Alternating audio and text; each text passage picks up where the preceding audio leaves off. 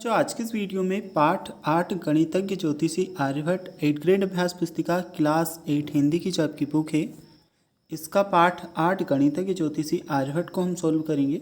बच्चों, ये आपकी 2024-25 के सेशन की नई बुक है और इसमें जो भी प्रश्न आपको दिए गए हैं सभी प्रश्नों के सही सही उत्तर आपको इस वीडियो में बताए जाएंगे। तो बच्चों, इसमें सबसे पहले आपको बहुविकल्पी टाइप के प्रश्न दिए गए हैं। इन प्रश्नों को हम देखते हैं। देखिए, पहले नंबर का जो क्वेश्चन है इसमें आपका लिखा है ग्रह नक्षत्रों का परीक्षण करने वाला स्थान क्या कहलाता है। इसके लिए बच्चों हमें 4 ऑप्शंस दिए गए हैं, ग्रहशाला, वेधशाला, प्रयोगशाला या गौशाला। बच्चों, पहले नंबर के क्वेश्चन में आपका सही उत्तर बी वाला ऑप्शन वेधशाला सही उत्तर है। ठीक है, तो पहले नंबर के क्वेश्चन में आप वेधशाला लिखोगे। अब है आपका प्रश्न क्रमांक 2, निम्नलिखित में से आगत शब्द है। इसके लिए भी हमें 4 ऑप्शंस दिए गए हैं, ग्रहण, प्रख्यात, मशहूर और दक्षिणा। तो जो आपका सेकंड क्वेश्चन है, निम्नलिखित में से आगत शब्द है, इसके लिए हमें 4 ऑप्शन दिए गए हैं, ग्रहण, प्रख्यात, मशहूर और दक्षिणा। बच्चों, इस वाले क्वेश्चन में आपका जो ऑप्शन है मशहूर, ऑप्शन सी सही उत्तर है।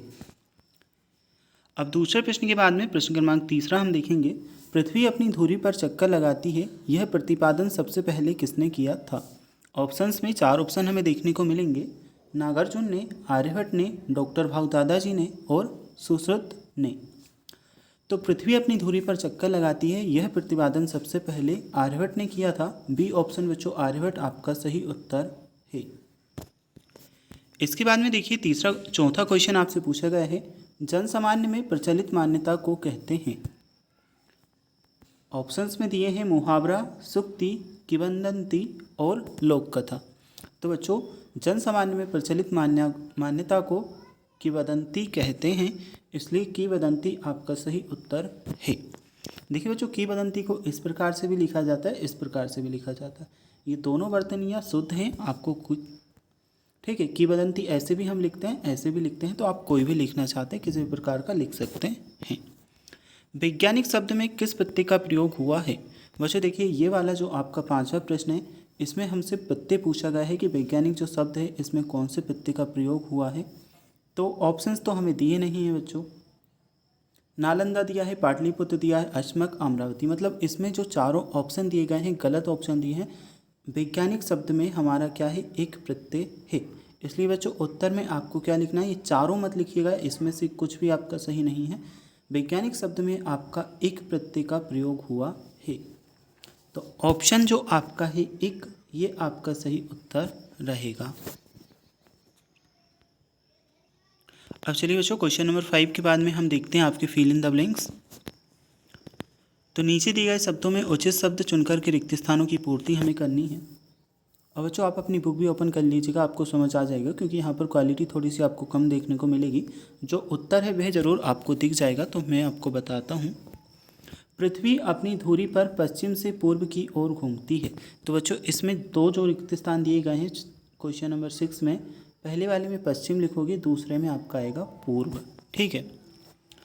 विरोधार्थी शब्द युग्म में लाभ के हानि शब्द प्रयुक्त होगा, लाभ के साथ में हानि शब्द प्रयुक्त होगा। तो बच्चों 7वें नंबर में आपका हानि उत्तर है। चलिए इसके बाद में देखते हैं 8वां क्वेश्चन, आर्यभट्टीय पुस्तक की लिपि मलयालम है। बच्चों, जो आपका 8वां प्रश्न है इसमें उत्तर लिखोगे मलयालम। नेक्स्ट हम देखते हैं ज्योतिष विज्ञान का संबंध ग्रह नक्षत्र से है। बच्चों, इस क्वेश्चन में आपका उत्तर आएगा ग्रह नक्षत्र। इसके बाद जब चंद्रमा की छाया पृथ्वी पर पड़ती है तब सूर्य ग्रहण होता है। ठीक है, तो क्या लिखोगे, सूर्य ग्रहण होता है। बच्चों, अब अति लघुत्तरीय टाइप के प्रश्न आपसे पूछे गए हैं, इन प्रश्नों को हम देखते हैं। प्राचीन काल में चंद्र ग्रहण या सूर्य ग्रहण के लिए किसे उत्तरदायी माना जाता था। उत्तर में आपका आ जाएगा राहु नामक राक्षस को उत्तरदायी माना जाता था। ठीक है।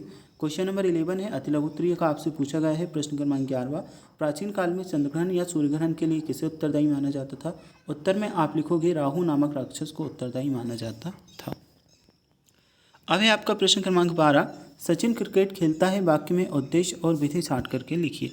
तो बच्चों, इस क्वेश्चन में उत्तर आप लिखोगे उद्देश्य में आपका है सचिन, विधि आपका होगा क्रिकेट खेलता है। चलिए 12वें नंबर के क्वेश्चन के बाद हम आपका प्रश्न क्रमांक 13 देखते हैं। पाठ में आए सूर्यग्रहण के उल्लेख के साथ पाठ में आए सूर्यग्रहण के उल्लेख के स्थान पर दूसरा उदाहरण किस समकक्ष भौगोलिक घटना का हो सकता है? तो इस वाले क्वेश्चन में उत्तर रहेगा दूसरा उदाहरण चंद्रग्रहण की घटना का हो सकता है। अब 13वें नंबर के क्वेश्चन के बाद में हम देखेंगे आपका 14वां प्रश्न। आकाश में स्थित खगोलीय पिंड सूर्य, चंद्र, तारे आदि पूर्व से पश्चिम की ओर जाते क्यों दिखते हैं? इस क्वेश्चन के उत्तर में आप लिखोगे क्योंकि पृथ्वी अपनी धुरी पर पश्चिम से पूर्व की ओर घूमती है।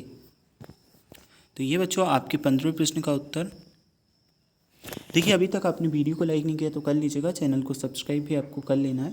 इसके साथ साथ जो एग्ज़ाम्स वगैरह आपकी होते हैं उनमें भी हमारे द्वारा आपकी हेल्प की जाती है।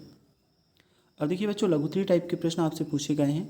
आर्यभट्टीय ग्रंथ के बारे में कैसे पता चला था? उत्तर में आप लिखोगे महाराष्ट्र के विद्वान डॉक्टर भाऊ दादाजी ने सन 1964 में आर्यभट्टीय की ताड़पत्र पोथियाँ खोजी, जिससे आर्यभट्टीय ग्रंथ के बारे में पता चला। ठीक है, ये उत्तर लिखना। महाराष्ट्र के विद्वान डॉक्टर भाऊ दादाजी ने सन 1964 में आर्यभट्टीय ताड़पत्र की पोथियाँ खोजी।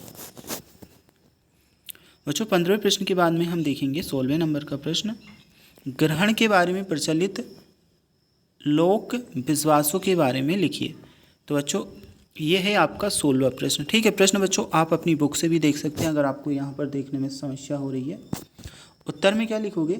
यह प्रचलित था कि ग्रहण के समय राहु नामक राक्षस सूर्य और चंद्र को निगलता है, इसलिए सूर्य और चंद्र ग्रहण होता है। ठीक है, हमें प्रश्न क्या पूछा था? ग्रहण के बारे में प्रचलित लोक विश्वासों के बारे में लिखिए। उत्तर हमने लिखा यह प्रचलित था कि ग्रहण के समय राहु नामक राक्षस सूर्य और चंद्र को निगलता है, इसलिए सूर्य और चंद्र ग्रहण होता है। बच्चों अब 17वां प्रश्न पूछा गया है। पहले आप प्रश्न देखिए, फिर मैं आपको उत्तर बताता हूँ।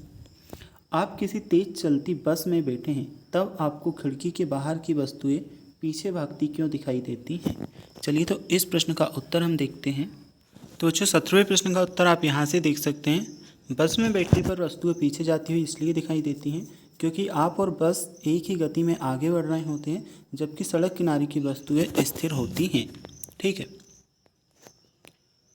यह गति का कौन सा सापेक्ष नियम है? बच्चों ये आपको लिख लेना है, तीनों लाइन जो मैंने आपको बताई। विज्ञान के विभिन्न क्षेत्रों में प्राचीन भारत की देन के बारे में लिखिए। उत्तर लिखोगे शून्य सहित केवल 10 अंक संकेतों से भी संख्याओं को व्यक्त करना नई अंक पद्धति विकसित की। और इसके बाद में देखेंगे दीर्घोत्तरी टाइप का प्रश्न। आर्यभट्ट के वैज्ञानिक योगदान के बारे में अपने विचार लिखिए। तो ग्रह नक्षत्रों के बारे में सही अवधारणाओं का ज्ञान आर्यभट्ट ने कराया।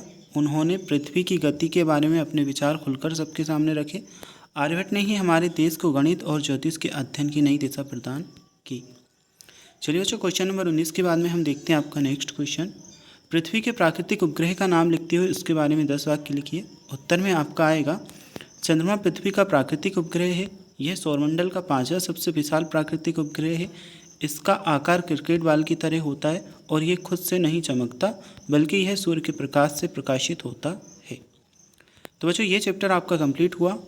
टोटल 20 क्वेश्चन आपको दिए थे और सभी प्रश्नों के उत्तर हम देख चुके हैं। अगर आपको नेक्स्ट चैप्टर के सॉल्यूशन देखना है तो लिंक आपको डिस्क्रिप्शन बॉक्स में मिल जाएगी।